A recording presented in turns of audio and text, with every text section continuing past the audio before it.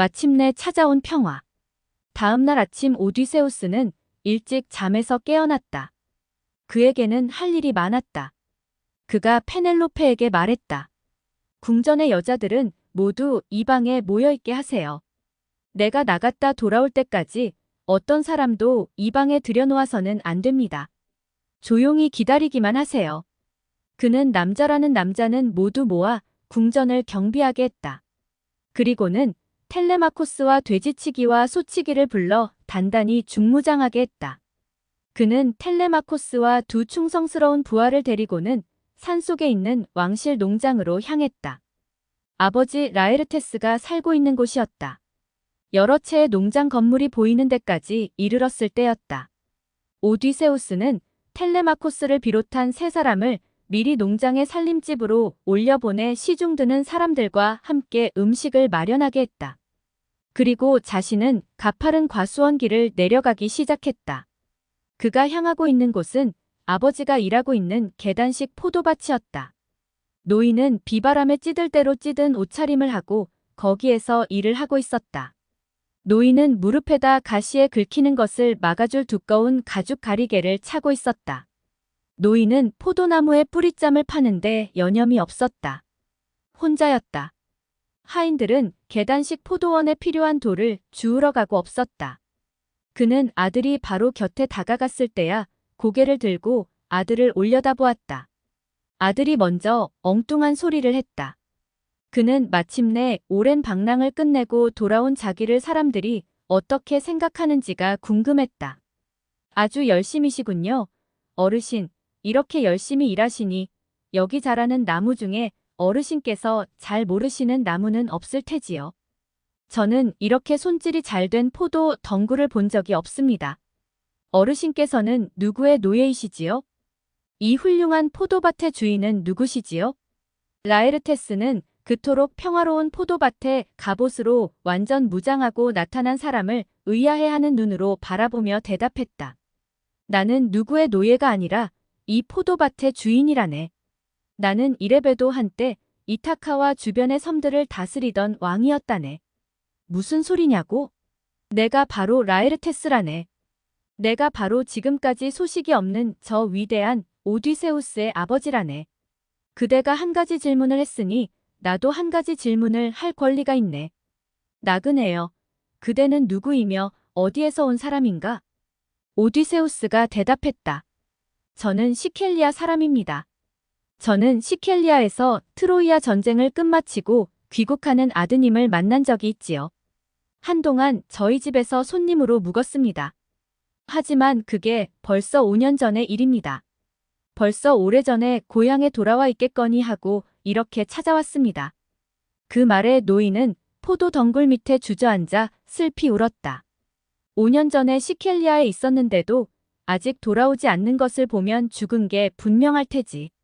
오디세우스는 가슴이 미어지는 것 같았다. 그는 아버지를 부축해서 일으켜 세우고는 말했다. 아버지, 겨우 19년 세월이 지났을 뿐인데 저를 알아보시지 못하십니까? 라에르테스는 아들의 얼굴을 바라보았다. 하지만 페넬로페가 그랬듯이 그 역시 앞에 서 있는 사람을 아들로 믿으려 하지 않았다.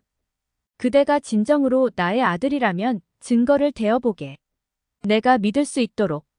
오디세우스는 옷자락을 걷고 왼쪽 다리에 있는 멧돼지 엄니에 입은 상처의 흉터를 보여주고는 포도밭을 둘러보면서 이렇게 말했다.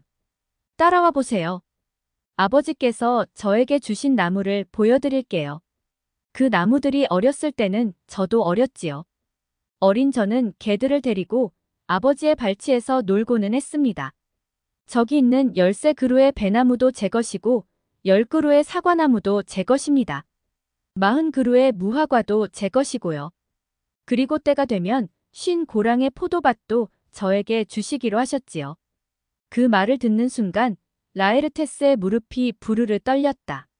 그의 가슴은 너무나 큰 기쁨에 터질 지경이었다. 오디세우스가 부축하지 않았더라면 그는 쓰러졌을 터였다. 라에르테스는 곧 침착을 되찾았다. 그가 아들에게 처음으로 한 말은 경고 같은 것이었다. 내가 내 집에 도착하면 험악한 일이 너를 기다리고 있을 것임에 분명하다. 그 말에 오디세우스가 대답했다. 벌써 다녀왔습니다. 험악한 일도 제 손으로 처리했습니다. 아버지, 저의 재산을 축내고 저의 아내를 위협하던 건달들은 모두 처치하고 왔습니다. 노인은 아들의 귀향을 기뻐하면서도 가슴에 밀려드는 불안의 그림자는 감출 수 없었다. 우리는 수가 적다. 건달들의 가족 친지들이 복수하겠다고 몰려오면 무슨 수로 맞설 수 있겠느냐? 그것은 그때 가서 걱정해도 늦지 않습니다. 집으로 올라가시지요. 텔레마코스를 먼저 올려보내어 음식을 장만하게 했습니다. 두 사람은 살림집으로 올라갔다. 텔레마코스는 돼지치기와 소치기의 손을 빌려 벌써 불에서 갓 구워낸 고기를 자르고 포도주를 따르고 있었다. 라에르테스는 몸을 씻고 하인이 가져다준 새 옷으로 갈아입었다. 식사를 시작하면서 오디세우스가 말했다. 제가 아버지 연세가 되었을 때도 아버지처럼 건강하고 풍채가 볼만했으면 좋겠습니다. 그러자 노인이 응수했다. 내가 내 나이만한 시절만큼 힘이 있어서 어제의 싸움에 함께 있었더라면 얼마나 좋았겠느냐. 이제 막 식사를 시작하려는 참인데 라에르테스를 돌보던 하녀의 남편 돌리오스와 그의 세 아들이 돌을 모으러 갔다가 시장한 배를 움켜안고 돌아왔다. 돌리오스 일가족이 돌아온 옛 주인에게 반갑게 인사를 건넸다. 돌리오스와 오디세우스는 오래간만에 만난 옛 친구 사이처럼 스스럼이 없었다. 세 아들은 앞을 다투어 다가와 그의 손을 잡았다. 모처럼의 화기애애한 점심 식사 자리였다. 그 즈음 오디세우스가 돌아왔다는 소식, 그리고 건달들이 모두 궁전에서 죽음을 당했다는 소식이 온 마을 온 섬으로 퍼져나갔다. 살해당한 건달들의 가족과 친지들이 꾸역꾸역 궁전 앞으로 모여들었다. 가족들은 시체를 거두어 장례식 준비를 했다. 다른 섬에서 온 가족들은 시체를 배에 실어 고향 섬으로 보냈다. 그리고는 마을의 공회당에 모였다. 모두 한자리에 모이자 제일 먼저 오디세우스의 화살에 쓰러진 안티노우스의 아버지 에우페이테스가 벌떡 일어나 오디세우스를 적으로 삼을 것을 제안했다. 내가 그를 우리의 적이라고 생각하는 것은 그가 무수한 병사들, 무수한 배를 끌고 갔다가 모든 것을 잃고 혼자 돌아왔기 때문입니다. 그뿐입니까? 그는 무수한 이타카의 젊은이들을 죽였습니다. 그가 이타카로 가져온 것이 무엇입니까? 슬픔입니다. 우리의 명예는 어디로 갔습니까? 우리가 그자를 되쫓아가서 우리 형제와 자식들의 복수를 하지 않으면 우리 이름은 후손들에게 코방귀감이 되고 말 것입니다. 그러나 한 지혜로운 노인은 오디세우스 손에 죽은 젊은이들이 죽을 만한 죄를 저질렀다고 주장했다. 그러나 대부분의 가족 친지들은 무기를 들고 에우페이테스의 뒤를 따랐다. 그들은 오디세우스가 왕실 농장으로 올라갔다는 것을 알고 산을 오르기 시작했다. 한편 왕실 농장의 살림집에서 오디세우스 일행이 식사를 막 끝마쳤을 때였다. 문 앞에 서서 망을 보던 돌리오스의 아들 중 하나가 돌아서면서 아무래도 산길에서 창날이 햇빛을 받고 번쩍거리는 것을 본 것 같다고 말했다. 모두 밖으로 달려나갔다. 오디세우스와 텔레마코스, 충직스러운 돼지치기와 소치기, 늙은 돌리오스와 라에르테스, 돌리오스의 아내와 세 아들, 이렇게 12사람뿐이었다. 미리 준비해 둔 무기로 무장했다. 농장에서 방어하기보다는 넓은 데서 싸우는 것이 나을 것 같다고 판단한 오디세우스는 일행과 함께 농장의 문을 열고 적을 막기 위해 산길을 따라 내려가기 시작했다. 그때 아테나 여신이 다시 한번 그를 도우러 나타났다. 먼저 여신은 다음과 같은 말로 라에르테스의 용기를 북돋았다. 내 친구 라에르테스여, 제우스 신께 기도하라. 눈빛이 빛나는 아테나 여신에게 기도하라. 그리고는 힘껏 창을 던져라. 무기를 잡아본 지 오래인 노인 라에르테스는 이상한 힘이 솟는 것을 느낄 수 있었다. 그는 재빨리 제우스 신과 아테나 여신에게 기도했다.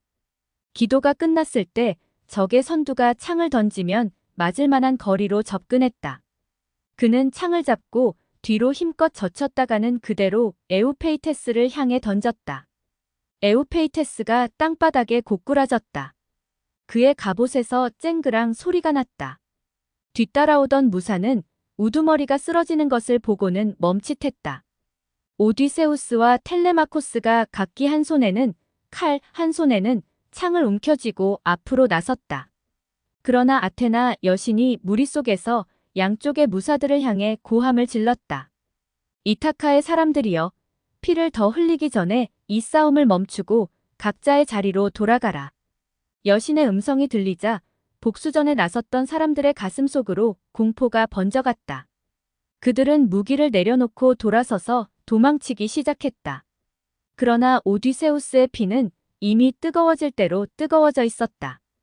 그는 함성을 지르면서 들짐승을 쫓는 사냥개처럼 적의 뒤를 덮치려 했다. 그러나 그 순간 제우스 신이 마른 번개 하나를 그의 앞으로 던졌다. 아테나 여신이 신들의 아버지인 벼락의 신 제우스의 활을 도두기 전에 그 자리에 멈추라고 명령했다. 그 순간 오디세우스가 냉정을 되찾았다. 그는 여신의 명에 복종했다. 그의 아버지와 아들과 나머지 사람들도 여신의 명에 복종했다. 그들은 칼을 칼집에다 찔러 넣고는 창 자루에 기대어 섰다. 그리고는 아들과 형제의 복수를 맹세하고 올라왔다가 도망치는 사람들을 내려다보았다. 아테나 여신은 모두 어울려 잔치를 벌이게 하고 신들에게 제물을 바치게 했다. 이로써 서로 원수로 대하던 두 편을 화해하게 한 것이다. 이타카와 주변의 섬에 마침내 평화가 왔다. 구독과 좋아요 부탁드립니다.